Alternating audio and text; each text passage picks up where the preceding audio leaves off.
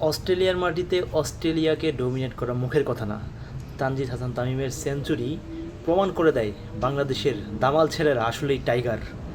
নাজমুল হাসান শান্তর এই সপ্তম হাফ সেঞ্চুরি কিন্তু প্রমাণ করে দেয় তিনি কেন বাংলাদেশের বর্তমান টেস্ট অধিনায়ক। তিনি প্রমাণ করেছেন ইতোমধ্যে।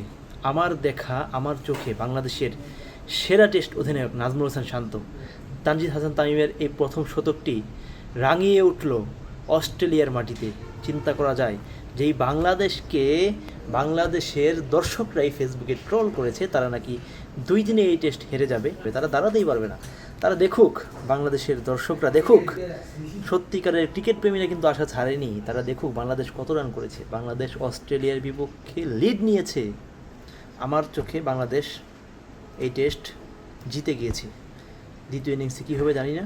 প্রথম ইনিংসের এই পর্যন্ত বাংলাদেশ যেভাবে অস্ট্রেলিয়াকে ডমিনেট করে খেলছে, বাংলাদেশ সবার মন জয় করে নিয়েছে।